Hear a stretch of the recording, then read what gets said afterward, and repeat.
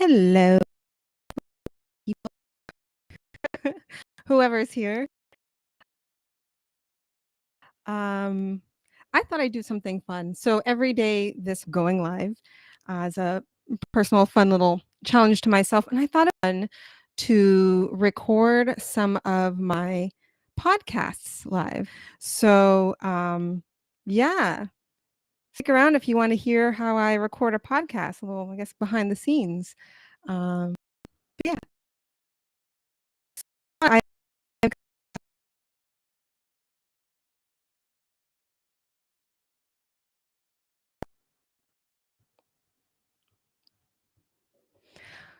okay.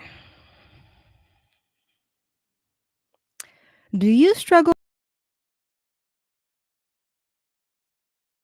every holiday season? Maybe every year is filled with hope and also anxiety as you try to do your best to make these like very jolly season days as beautiful and wonderful as you can. But I think a lot of people have a memory bank full of fights and frustrations and exhaustion and lost dreams and hurt with loved ones. While I think deep down what we really want, maybe it's not that deep down. All we've ever really wanted is like a romantic, fun yet cozy winter season. We want it full of laughter and good cheer. So why is it so hard to do this? Well, I can assure you, honey, that you are not alone. And as always, I'm here to help. Today, I am going to share with you how I went from a sweaty mess, and pretty much all the time, and especially at holiday time, much to the chagrin of my family members and past partners, to now actually enjoying myself and the holiday season. Sound good? Well, hello. Welcome to the 90-Day Glow Up. My name is Taylor Marie, your Glow Up coach. If you are not familiar with my work, I am on a mission to end anxiety for all womankind. I do this through my signature 90-Day Glow Up, which helps talented, capable women overcome their anxiety once and for all and step into woman of their dreams. If this sounds good to you, I'm happy to have you, and I invite you to stay a while. Okay. Whether you are single or not, partner doesn't matter. You probably have some loved one somewhere in your life. And I'm assuming that you are hoping for change this time around. First, I think what we should do is talk about what doesn't work. Okay. I'll go down, I'll acknowledge all of these and go deeper, but I want to list it out. So, what doesn't work is hiding. What doesn't work is trying to control others. What doesn't work is fake it till you make it. Uh, is beating yourself up when G's fail. So that's what does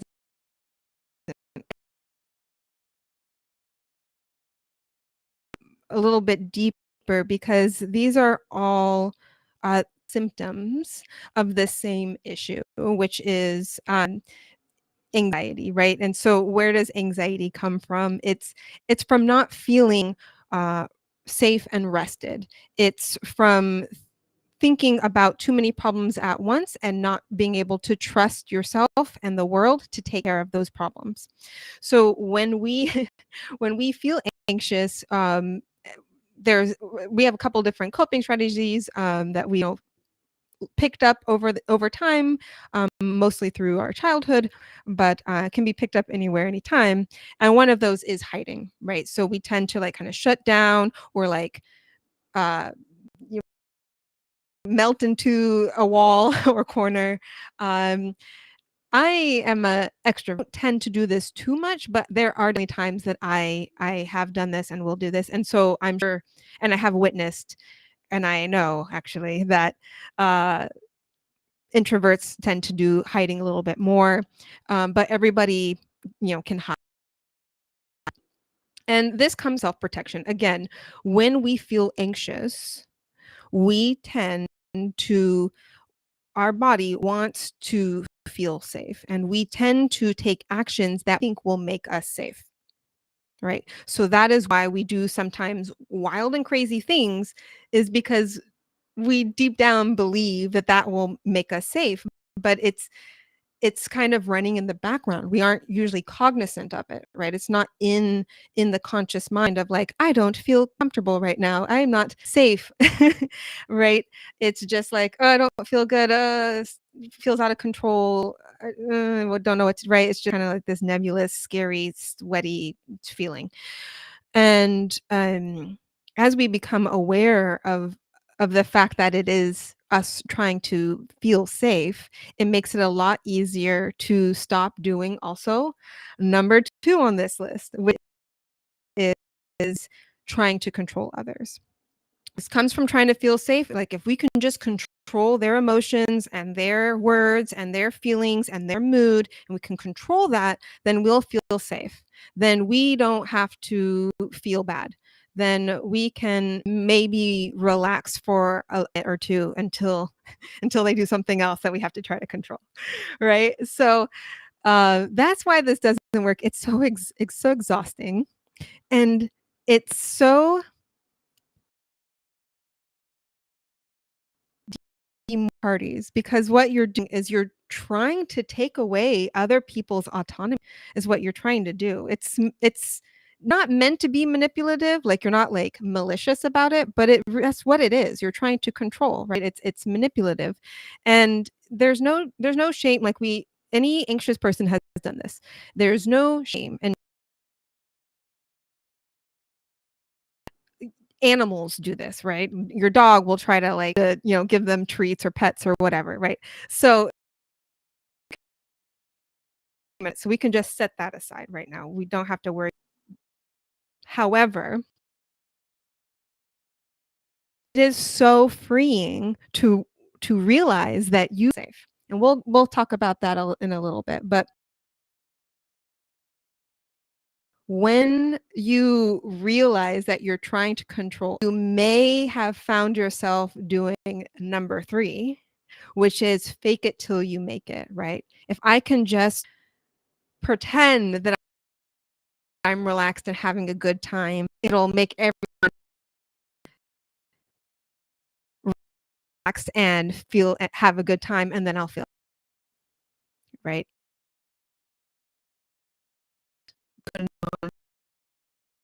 Known this action. I have tried it, right? People go out and see for yourself. See, it doesn't work, because when you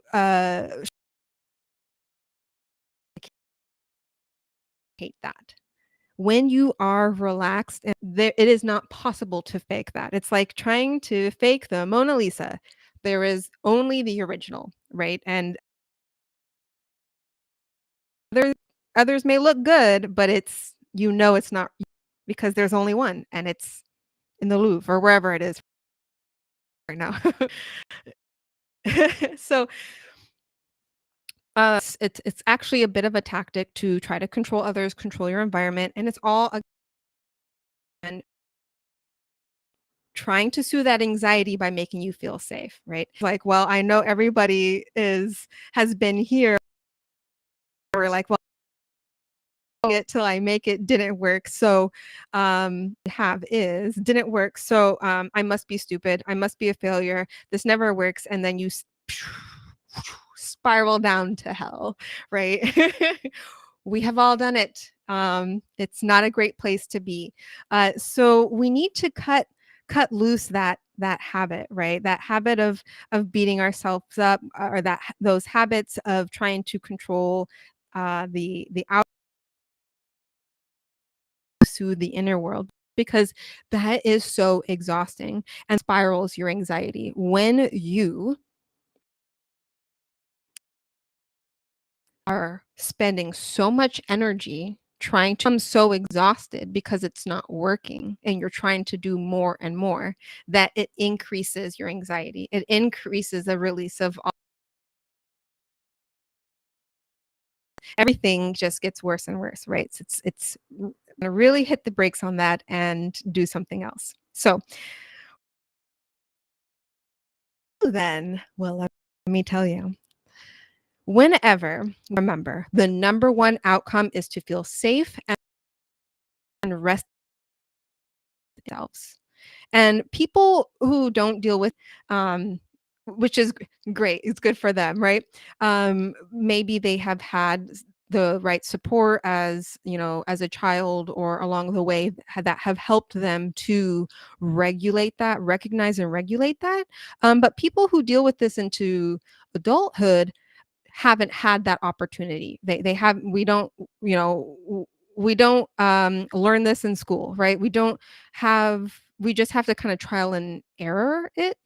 And so I want to start right there and say, if you battle anxiety, really, truly, it is not your fault. Truly, truly, it is not.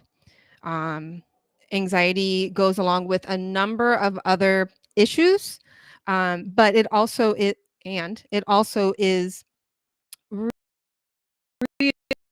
um, increased by the live in, that is has a lot of stimulation, a lot of asks for our attention, and if we haven't been given or have strengthened the tool set to deal with that, then anxiety is the natural response, the natural result.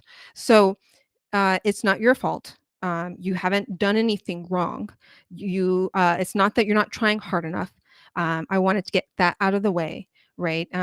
Those are all things that you did not ask for. And now that you are here, you are the only one who can change that.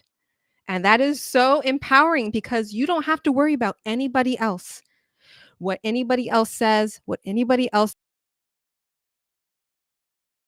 All you need to do is have that little conversation and make it feel safe and rested. That's it. Then your anxiety goes away. So it's very simple, but it does require rewriting and rescripting like so many pathways in your brain, right? So many habits are tied into this loop, so many triggers, right? So, not your fault, and it's going to take some work. All work towards this very simple solution. When I feel anxious, I need to feel safe and rested. My body craves safety and rest. When I feel anxious, safety and rest. That's it. Okay, so how do we do this? Is the juicy part. This is what I'm excited to talk to you about today. So, with everything going on during the holidays, it's like, how can I cram in more time to do this, right? What I hear is that's going to take a long time, Tay. Well, I want to just like, whew, hold your horses. I've got some action steps for you that don't take a lot of time. What's crazy, I spent a lot of time as a career dog trainer and working with dogs. It's wild, dogs and their owners. It's wild how um, people expect such instant results. And a dog doesn't listen or is learning, like the person a command over and over again, like sit, sit, Sparky, sit. Like, whoa, whoa, whoa. We what's happening is we are not aware of actually how long it might take to kind of rewire things, but it's never ever as long as you think. That's what's wild to me. Someone will sit there and repeat themselves. I'm like, wait 10 seconds. Your dog is learning, right? Let them think first. Brain waves are slower than humans, right? We've got beta, we're working in beta waves, right? Right. Our waking state is like beta waves, so it's kind of speedy. And dogs are working in theta waves. We're like deep meditation slash sleeping. Slower, they're chill, right? So we can learn from that. Sometimes 10 seconds, 30 seconds, 90 seconds in the grand scheme of things of your day, it's like nothing. It's a blip. It's like, it takes me, put on my clothes. I've timed it. It takes like 2 minutes to get clothes on your body. It's wild how long it takes. Like unreal. Um and in that amount of time, you can completely go from anxious to absolutely relaxed, calm, rested, and no anxiety very easily. And so give yourself. So very, very, now that you have given yourself that time, we're all in, it only takes a couple moments out of your day at a time. Worth it to not feel like a mess, like a wreck, I think. You want to then give yourself time, deeper time, to discover what you're afraid will happen or what people will say. Because, and I want to go deep on this. Journaling is really helpful, but some people can like speak it out a little bit better, so you can like kind of voice memo it to yourself kind of thing. But go deep. Ask yourself, what would happen if someone did the thing that you don't want to happen or say the thing that you don't want them to say? How would you feel?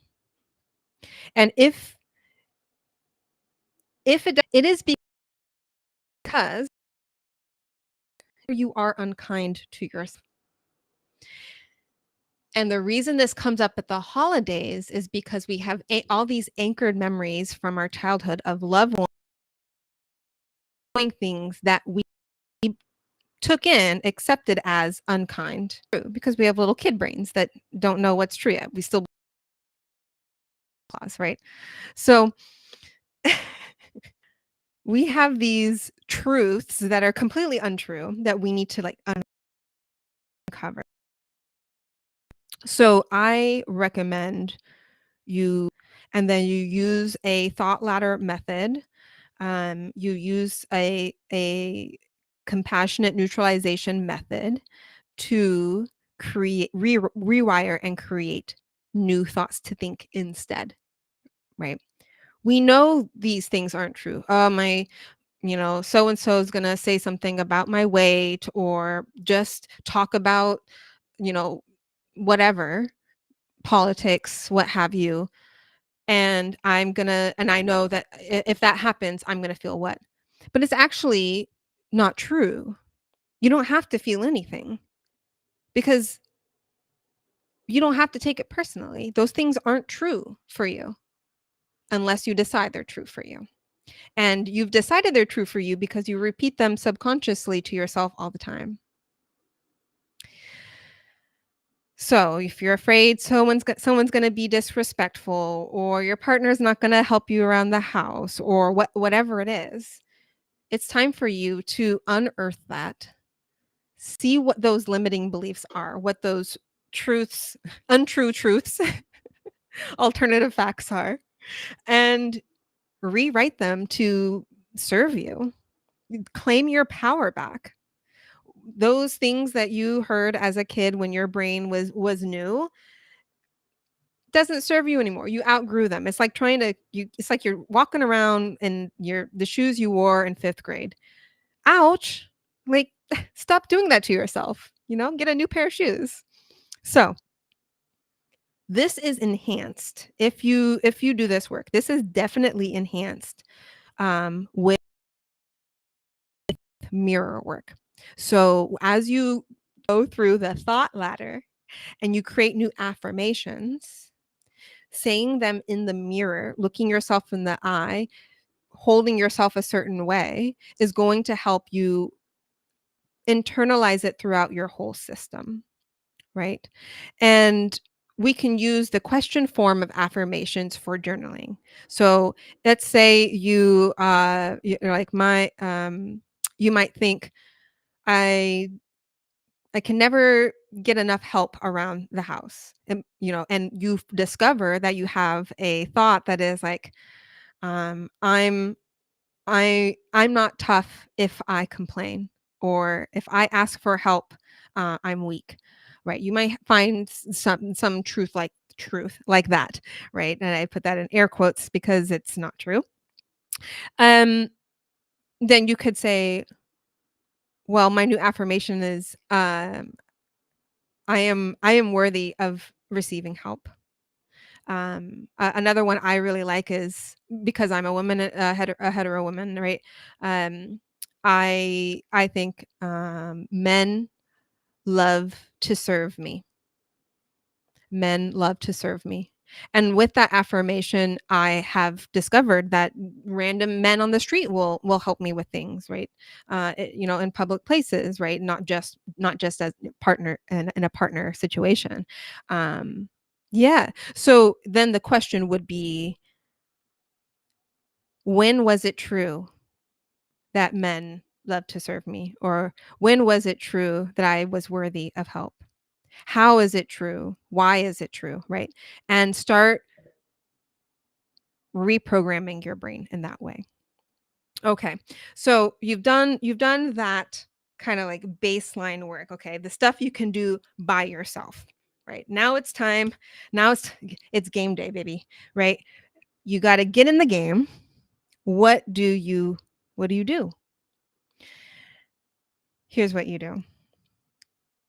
Get in the habit of taking more breaks. I definitely recommend using a phone alarm. I've loved this. This has been a game changer for me. Setting alarm for every hour to take a break, and make the alarm something like that really inspires you, puts a smile on your face, or makes you laugh, right? One of my ex-partners, an alarm for medication for his dog, and then would alarm like silly songs that made him laugh, and made me laugh too. And so then this medication was done several times a day, so every time that alarm went off, it was like it kind of reset the room. It kind of, oh, we got to do this thing. And there's like tension is kind of dispersed, right? Kind of laugh at the song, or like, oh yeah, there's the song, yeah. um and you can do that for yourself, right? This has been a game changer for me, for sure. And what do you do during these breaks, right? You're not just saying like, cool, that was a fun alarm, put it down. You want to take 90 seconds. Remember, it's going to feel longer than it is. 90 seconds can change your whole day, can change your whole life, honestly. You're going to sink back into your body, your spinal cord, right? Your nervous system. Breathe up through the spinal cord, up to through the top of your head, and do that a couple times, and just let your body relax, that whole, like a marionette doll, right? It's going to feel so like heavy and relaxed. And you're use an affirmation that works for you. I like, the more I rest, the more gorgeous I get. I will kind of say that as I relax. My body loves to rejuvenate itself, right? Things like that. If you're struggling with this, right, you're like, okay, I've tried meditation, I've tried these things, and it doesn't work for me. A good coach can help you fine tune this. So reach out to me if you'd like. But yeah, there's other coaches. Like, get some help in fine tuning this, because it does work. There's probably just something you need to. I have two. One is to practice aura bubbling. Jeffrey Allen, he's kind of what inspired this for me. Is like, if you have if you can in your mind imagine like your favorite flower, you're holding your favorite flower out like you're going to give it to someone else, but giving it to them yet. You're just like kind of holding it gently in front of you, about to, maybe kind of like a bride or something. Then imagine creates a bubble around you of like protective energy. And every time somebody says something you don't like, it's just absorbed by that flower. I love this. I love having like I walk in with like a little bit of protection. It helps my, ADHD brain feel a little bit more safe, and not get overstimulated. And remember that it's like there energy and their words are theirs. It has nothing to do with me. I'm safe in my little bubble. And it doesn't mean you're not interacting with people. This is just an idea and protect your own energy. Feel a sense of boundaries, right? And if you feel like you can't replace, that flower, so you just conjure up another flower if it kind of feels a barrage of insults, uh, then just conjure up another one. But it really it really helps create a little bit of separation to we don't have to take on other people's words. We are practicing our own thing. And we can step back, if we this isn't serving us anymore. So Jeffrey Allen, I believe, is the one that kind of helped me create this. He has a little bit different version of this, but go look into it if that interests you. But that's a little technique you can use, especially when you go into a room and you're like, oh, I've had so many fights, or like it can really help you feel like, no, this is my own energy, and I it, and gives you a sense of empowerment and in a really beautiful way. Finally, use one of the most powerful phrases on the planet. Use the phrase, what if?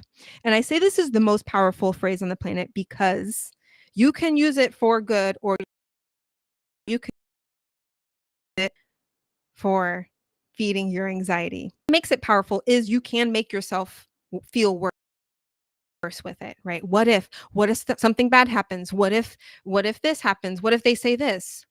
But the most beautiful thing is that you can switch lanes and turn it on. And what if everything works out? What if I just sit here and watch that thing? What if I just laugh when somebody you know m- tries to insult me, right? What if, right, using curiosity is going to shift your entire dynamic, shifts your energy, shifts the energy of the room. I like to say curiosity is queen, right? If you can embody a curious state, you are pretty much unstoppable because you're unoffendable. You can just see that other people's head noise is just, spraying out from them. It has nothing to do with you, and you can just get curious about that. It's beautiful. So, oh my goodness, I know that was a lot today, but I truly wanted to make this like a powerful guide for you. When you are in these situations, during cuffing season, you want more joy. It's all about protecting your peace, right? Having your body, your nervous system feel safe and rested. That's all anxiety is. Nothing to be afraid of. It's just a little alarm bell, We don't have to get if the doorbell rings. We can just say, I'm going to go answer that door. This is how you answer. That's my advice for today. Thank you so much for spending the time with me. I really hope this does help you get through. And please do feel free to reach out if you struggle with any of these steps, or any of this is like confusing to you, or if you have any other coaching questions or concerns, right? I'm happy to be of service. I'm here for you. So, wishes to you and yours. I'm going to talk with you next time. Blessings.